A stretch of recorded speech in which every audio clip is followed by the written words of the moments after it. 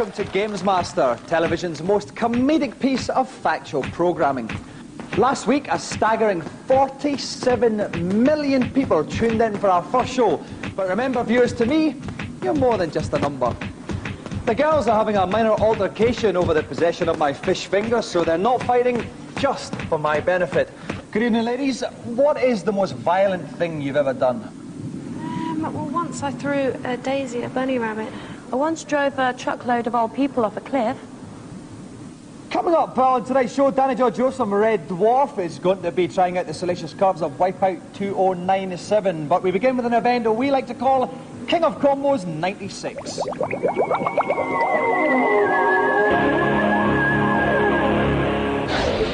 With its whopping ultra combos, Killer Instinct is the most involved beat-em-up since Vietnam.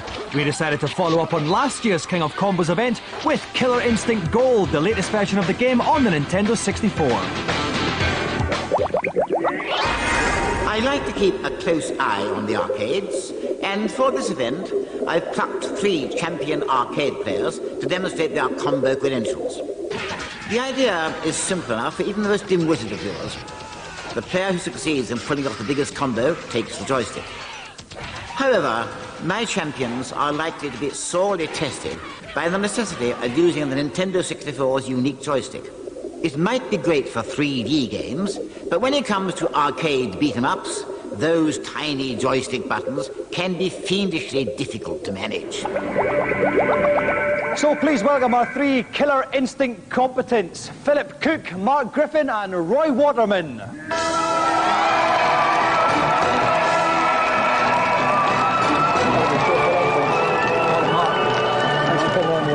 Okay, Philip, you first of all, your nickname is Kingpin. Why is that? Nah, it's that one time I had a really big afro and then I shaved it all off and I looked like the character from a Spider-Man card. What would you say you're happier with an afro or with a skinhead? Skinhead, I presume. Skinhead, better than an afro. I used to have an afro once. No, I didn't. Mark, now yours is a rather sad tale of young love turned sour. You just split up with your girlfriend. Yeah. Why was that? She started going out with someone else. Technically a problem, now and again. So you are quite literally on the pool? Yep. We will be giving out Mark's number at the end of the show then if anyone is interested. So mums and dads, lock up your daughters. And finally, Roy, now you're a bank cashier. Yeah.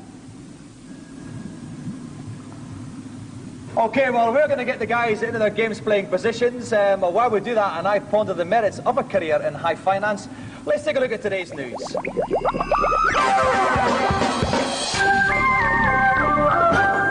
First, more on the Nintendo 64. These are exclusive pictures of what promises to be the first decent driving game for the console. Rev Limit features no Vickers, but 3 tracks and 4 cars and aims to combine the best elements of Sega Rally and Ridge Racer. Rev Limit is scheduled for release in the first quarter of next year, so bank cashiers can buy it then. If you pay close attention to the hype surrounding the launch of Sega World in London last month, you might be forgiven for thinking that the 12 quid entrance fee was a little steep for the pleasure of standing in interminable queues for the various rides, especially considering that all the arcade games still cost a quid a throw.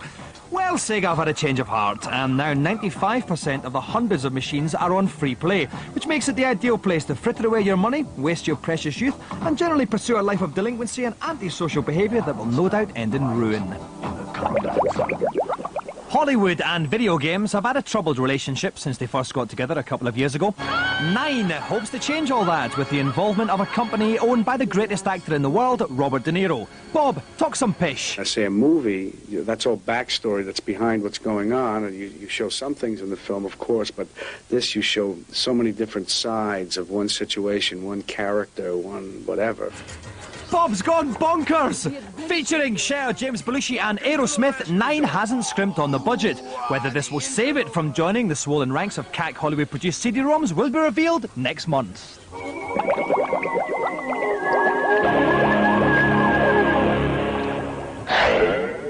Welcome back. We are just about to proceed with our King of Combos at 96 event. We've got Roy who's going to be up first. Basically, our 3 challengers have got to pull off the biggest combo they can on the Killer Instinct Gold. They're all uniquely brilliant at Killer Instinct, but it's the first time that they'll have used the Ultra 64 joystick.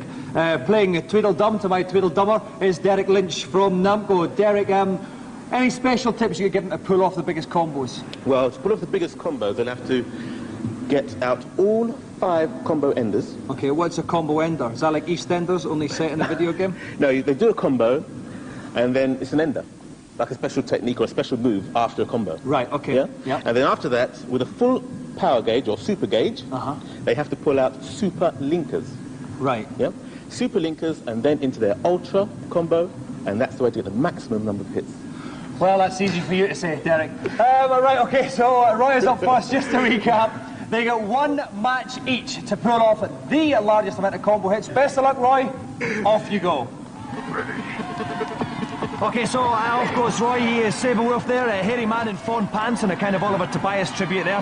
He's going to try and get enders. Each ender he gets is going to build up a potential 4 hits on his final combo. He hasn't got one yet though, but Orchid just has. You can tell an ender because the screen will pull back a little bit. We want to see an ender from him, Derek. That's right, he's making every effort he can. Oh, he's got an ender in. That's 1 ender in. Now that's 4 potential hits to his end. When he can also get extras by doing super moves. This can be performed when the bar is flashing there as it is. More about them a little bit later on. That's another ender he's got there. That's 2 enders so far. He wants 3 and he's going to go.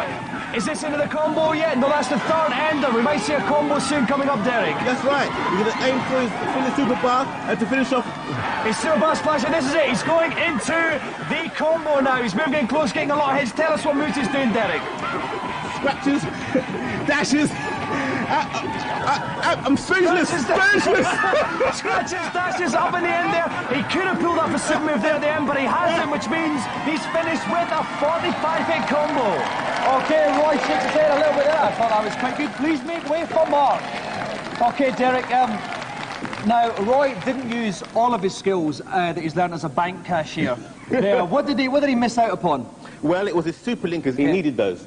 Just a little bit of slippiness in the fingers there, which I hope he doesn't do when he's counting someone's £20 notes in his job as a bank cashier. You know that? Okay, right, so, Mark, 45 hits is what you have to beat. Best of luck. Off you go.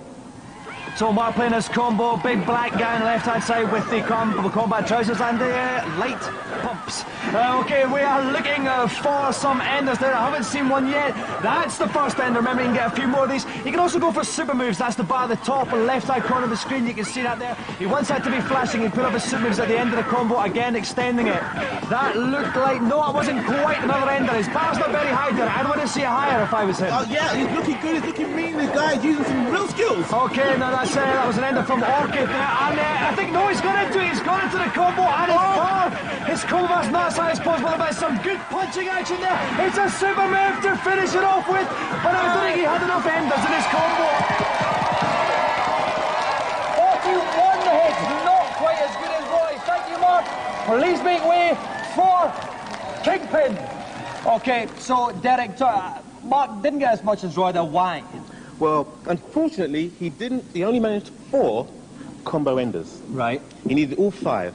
His super linkers, he missed 3. Right, okay. Yeah. So he missed 3 super linkers and 1 combo enders. That's right. And if anybody does understand exactly what that is, please write to us at the address at the end of the show. Okay, so 45 is what Kingpin has to be. Best of luck. Off you go. Okay, so of course Kingpin, he's opted as well for combo, the black guy with the light pump. And if he wants to be Roy's 1 of 45, we'd recommend he tries to pull off a super move as well as getting as many enders as he can in between. Now he's got 1 ender already, that's his 2nd ender. It's a great start, Derek. That's right, he's going very well. And he... Yes, no, sorry, carry on. He's staying there with it, like the puncher bags in the boxing stadium, gym. Yes, it was indeed, and I think that was quite legit. Another ender as well, there. That's his 3rd ender. He's got 3 enders. He's got very well. If you look at the top left-hand corner, you can see he's only got 3 bits on his super move bar, though. He wants to power that up a bit more. The more hits he gets on it and everything, and the more hits he receives, it all kind of melts together in some big, juicy bundle thing to allow you to do super move at the end, though. He's going to watch his own energy a bit as well, there. No, he's gone for it. He's going to do the super combo. You can see his energy bar going up. Oh, yeah. He's going to start going up now with all these hits. He's flashing, he's flashing, here comes the super move. It's going to be very close, it's going to be 45. 49 hit combo. That is quite literally how you get 49 hit combo. That was indeed top combo work, Kingpin. Right, Mark, the poorest of the bunch, 41 hits there. I mean, still incredible given the short amount of time you've had on the game. Where did it go wrong for you? Well, I didn't pull off another end. I didn't pull off the last ender. Did the fact that you haven't used the joystick long, was that anything to do with it? It's quite hard to use it if you just suddenly happen to use it. It's hard to play with. Pathetic, isn't it? Absolutely pathetic. No, I'm only joking. Roy, would you agree with Mark? Did you have the same kind of problems there with a joystick? Very much so. Yeah, I was just playing safe myself. Right. Probably not the best time to play safe at a kind of huge big challenge on TV type situation, but there you go. And finally, Kingpin. Now, Derek said he reckoned you could have got another 11 or 12 hits on that. What's the kind of record that you've got? Maximum 80. You've had an 80? Yeah. So why couldn't you get it on telly? Because I hadn't time to get used for the joysticks and stuff. I'm used to doing a joystick and I was a joypad, and it's a bit dodgy. We could go on all night with Kingpin's excuses. You're into a groove, you're into a morning groove there. It's a bit dodgy, and compared to joysticks are slightly easy to play with. I'd love to hear more, but we do actually have a lot of the show still to get through. And it doesn't matter because you won anyway, which means that to go to GamesMaster Joystick 4, King of Combos 96, goes to Kingpin.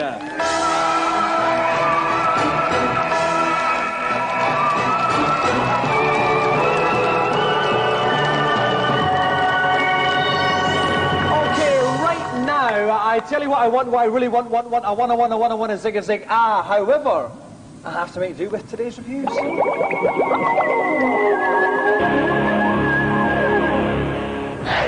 Younger viewers won't remember the fear we once had of a Third World War, but you can relive those hairy days on the PlayStation with Soviet Strike. The original Jungle Strike style games were viewed in an isometric 3D position. This one you can actually have a camera roaming from behind your helicopter, but the best thing is the inclusion of fantastic CD FMV sequences. Very Command and Conquer in style. Really does just feel like you're playing an enhanced and brilliant version of the excellent originals.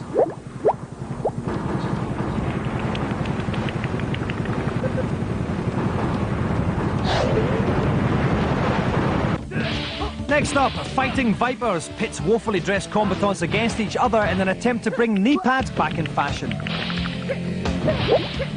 The thing that makes Fighting Vipers particularly different to Virtua Fighter is that it's a lot easier to get into. Anyone can pick it up and do a flashy move straight away, but it takes a real gamer, real hardcore beat-em-up player to learn all the really complicated floating combos, string everything together. That really is the mark of a good beat-em-up. Fighting Vipers is superb. I can instantly get into it, and it's even got a record mode where you can play back your best fights.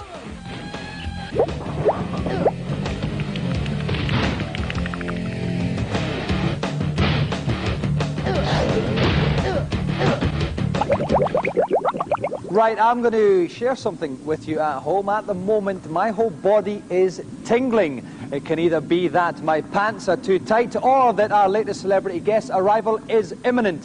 Find out which of those it is as we introduce today's Celebrity Challenge. Just for a change, I thought I'd give today's celebrity a really difficult challenge. And what better game to test his skill than Wipeout 2097 on the PlayStation? Tearing around in a futuristic spaceship, my contestant has 2 laps in which to secure first position before he crosses the finishing line. A host of special power-ups are available to help him on his way, but make no mistake, it's accurate steering, above all, that will secure victory. Now, we're very lucky tonight to have a special guest who comes from a show that gets even more ratings than us. We get 75 million, they get 76. Please welcome Red Dwarf's Danny John-Jules.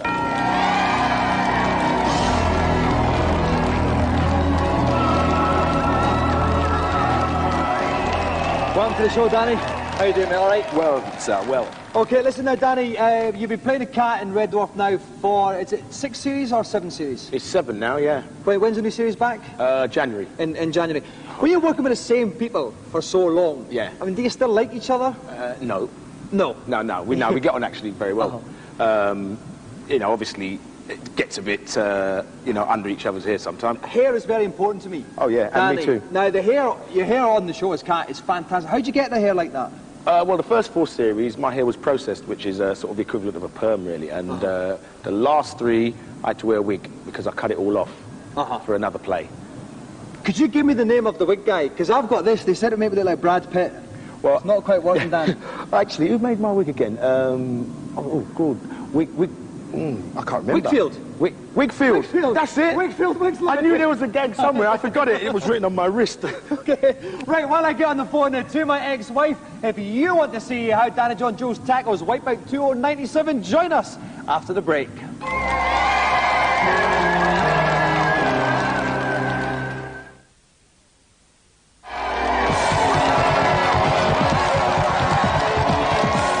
Welcome back. Red Dwarf Danny John-Jules is our special guest tonight, and now Danny is about to pit his skills on Wipeout 2097.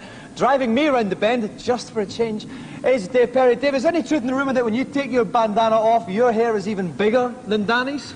Yeah, it's just a rumour. I don't really want to reveal any trade secrets. But it's certainly bigger than mine. But we've been using the combs in the green room. Now, any tips for Danny, Dave?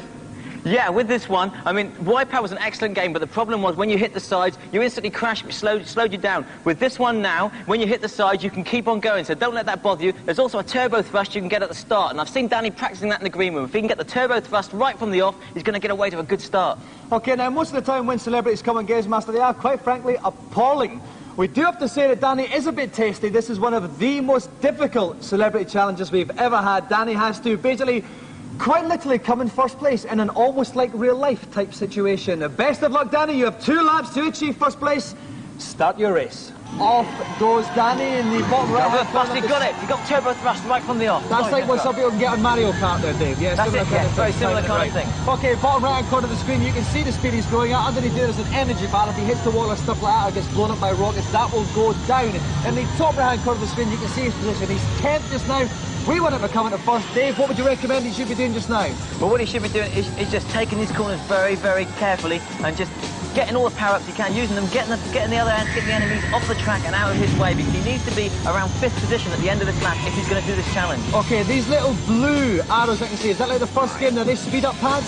That's right, the blue arrows are speed-up pads, and then the stars, whatever colour they are, those are the power-ups. Get the power-ups shown at the top centre of the screen. At the moment, he's got a turbo, so on a straight, he's going to get an extra burst of speed and whiz past his opponent. Okay, he's in 6th place. Oh no, he wasn't 6th, but he's smacked right into the wall. He's getting electrocuted there, Dave. No, this is a new feature. This is like an F-Zero on the old Super Nintendo game, and he'll power up. That'll charge up his energy back up, but it is the slower way around the track. Okay, we've done 1 lap. He's in 7th position. That is lower down the order than Dave said he needed to be to come first. He's really going to have to put out all the stops here, Dave. He is, yes, and he's got it all to do as well because he's chosen to use the steering wheel, which does make the challenge much harder than if you use the joypad. He's got it balanced on his knees, so he really has made it tough for himself.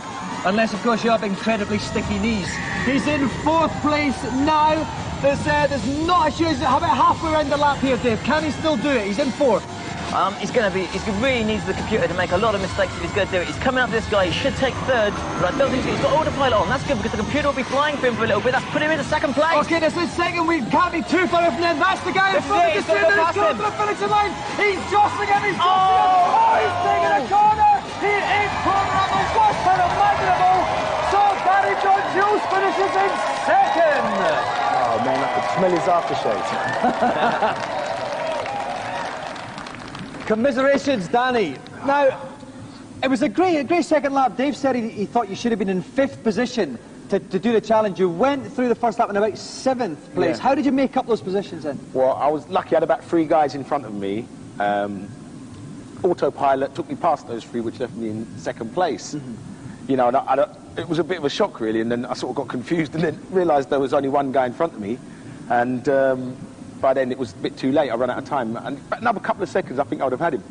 Now, the other thing I noticed, I didn't notice at the start there, but you put your sunglasses on to do the challenge. Yeah. What was that? Well, I was used to practicing it in the green room when there was no glare, but when I came here, I had a light in front of me and one to the side, which was putting a bit of glare on the screen. It just took off the glare off the screen, really. Okay, note to the producer, we will have to try and dazzle the celebrities more subtly than we have to think you've exposed us. Yes. For the charlatans we are, Dan.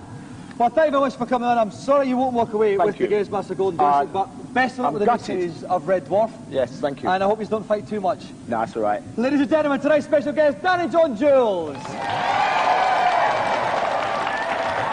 Okay, now it's time for this week's feature, that part of the show that viewers everywhere are already calling this week's feature.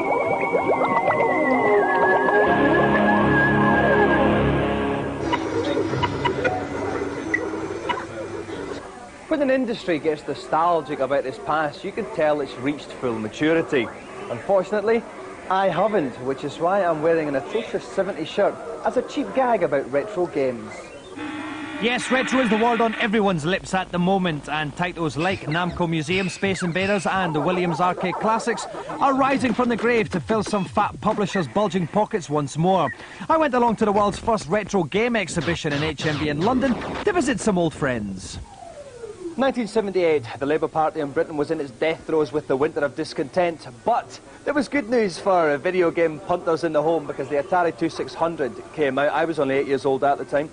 This was the first home console that you could buy. It was very successful because it was mostly arcade conversions, things like Phoenix, which you can see here. Unfortunately, my family couldn't afford one because it cost £100 and we were living in a hole in the street at the time.